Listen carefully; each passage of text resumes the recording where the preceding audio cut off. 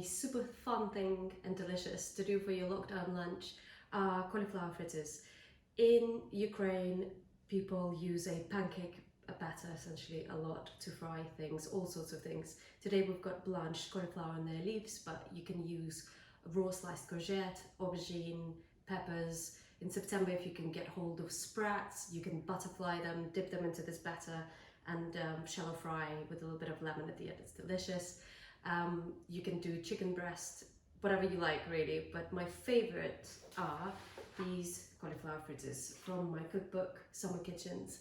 We're going to serve them with a little bit of dill mayo, but use whatever herb you like, and also something like a chili sauce if you can get hold of some fermented chili sauce, or make it yourself. It's really, really good with it. Okay, so here I've got some cauliflower, the florets I blanched for about 5 minutes and then added the leaves for the last 2, and then I just refreshed them in some cold water and dried them. And then for the batter, we've got 100 mils of full fat milk, 60 grams of buckwheat flour, but you can use regular plain flour or wholemeal flour, 1 egg, salt and pepper. That's our batter, and then it's going to be all served with mayo. I've got shop bought, but you can make your own one if you have time.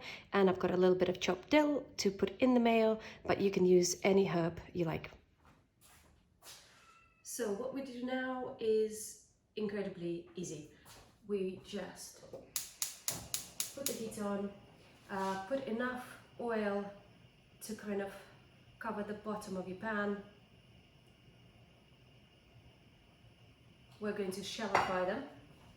And then one piece of advice, if you are using buckwheat flour, then mix everything up just before you're ready to fry. Otherwise it will get super gloopy. It gets gloopier and gloopier by the minute. So we've got our milk here, the egg. We're just going to give it a little whisk, and then just add some salt and pepper in here as well. And then we're just going to put this flour in. I'm using buckwheat. Put it all in, give it a good whisk. And that's it. This is minimal effort, and they are going to be so tasty. That buckwheat flour also gives it all a really lovely nutty flavor. And the cauliflower, as I said, just very briefly blanched and refreshed. 5 minutes for the florets and 2 for the leaves. So we're just going to wait until the oil is quite hot. Have some tongs at the ready. Move this out of the way. For our mayo, I've got some here and a little bit of dill from my garden, but you can use any herb you like. I'm just going to mix it through, that's it. And also here I've got a really nice napkin because I've just run out of kitchen roll and blue paper, but you just need something to drain them up that they fry.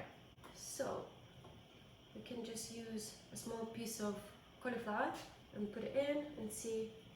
It's not quite ready yet. Maybe. Yeah, nearly there actually. So just grab a couple of florets, whatever will fit in the pan.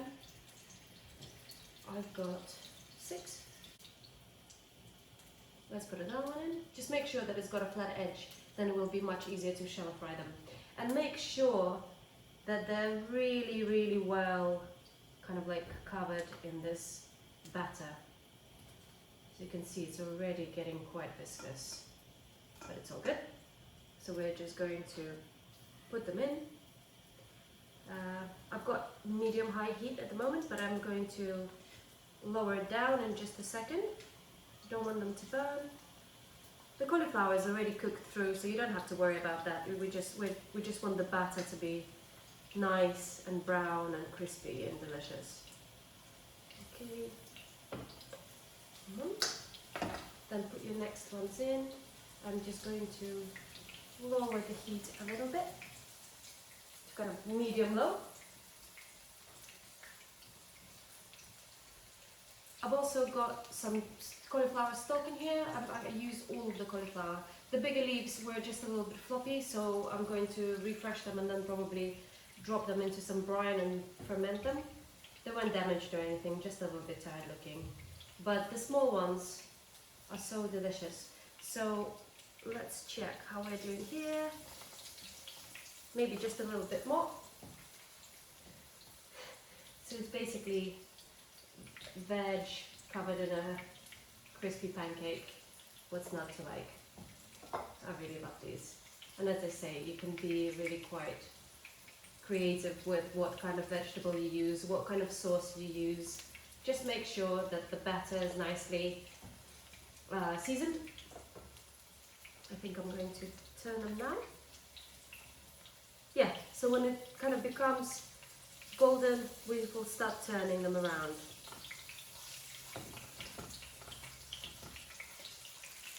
And here we are. Shallow frying on every side. And actually, you know, I completely forgot about this recipe, but when we were in Western Ukraine, I went with my husband, who's a photographer, and also a friend of mine, Elena Heatherwick, who's a brilliant photographer, and we did a whole day of shooting, and she just disappeared afterwards. She just went for a walk, and this couple invited her to her home, and they played the guitar for her, and yeah, sang her some I don't know, was it Beatles songs maybe, or something like that. And then afterwards the woman that invited her over made these cauliflower fritters. So Lena came back to me the next day and she just said, oh yeah, you know those cauliflower things, the fritters that they make here, they are delicious. And I thought, oh my god, yes, the cauliflower fritters. You know, such a kind of regular, normal thing that I kind of completely forgot about them, but they're just so tasty. So I am serving them today with a dill mayo, but a year ago or so I made them actually for a pop-up in a restaurant, and I served them with the mayo. And then I've also sent out this really wonderful dish in Poltava, central Ukraine. What they do is they get these really gorgeous yellow apples, and they also get a pumpkin, and they cook the pumpkin and blitz it into a puree and add a little bit of salt to the puree. Keep turning them, and then they drop these raw apples into a jar or a barrel of this cooked pumpkin puree with salt, and then the apples are left there for a couple of months, and they just start slowly fermenting whole, and it is just the most delicious pickle that I've ever tried. And I also found it on my travels, and the recipe is in the book.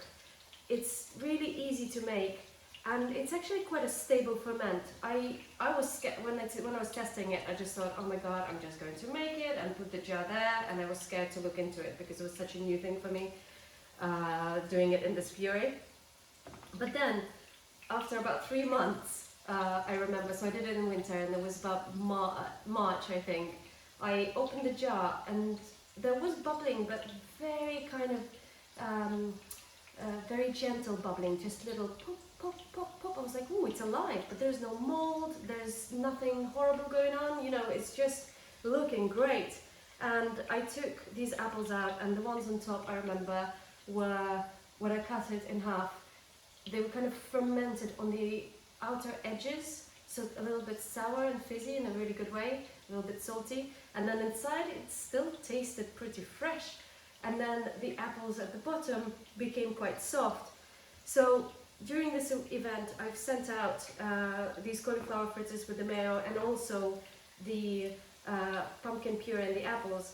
And one couple, after the dinner, when I went around and asked people how they were doing, whatever, and they said, oh yeah, you should serve these cauliflower fritters with the fermented pumpkin puree with apple. That was just so delicious.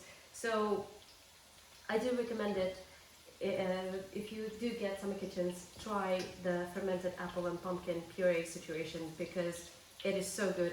And if you do make it, try to serve them with these cauliflower fritters. Just maybe season it a little bit more with salt and pepper, maybe even a little bit of chili.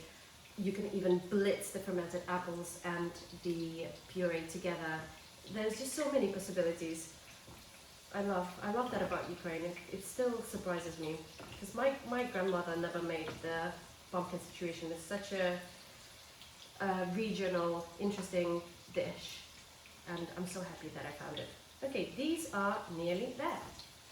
If you get some cauliflower and it's all looking kind of like no blemish, delicious, you don't have to throw these bits out. The leaves you can slice, and the same with the core, and also drop it into some brine, and within a couple of weeks, especially if it's hot in the summer like this, they will be super delicious, a really delicious pickle. You can also use all sorts of scraps. The outer leaves of fennel, as I say, cauliflower cores, cabbage cores as well, a little bit of beetroot as well. You just put it all into a jar, then mix about 20 grams of salt to a liter of water, cover it all with this brine, maybe even add some kind of flavoring, like a bit of sliced garlic or something, or bruised garlic, allspice, whatever you like, and you've got a delicious scraps ferment on your hands. That is also would be really good with this. Okay, these are ready. I'm just going to drain them here on this lovely napkin that I've got here. And here we go. Super tasty cauliflower florets and their leaves and a bit of dill mayo. Your lunch is simple and delicious. Enjoy.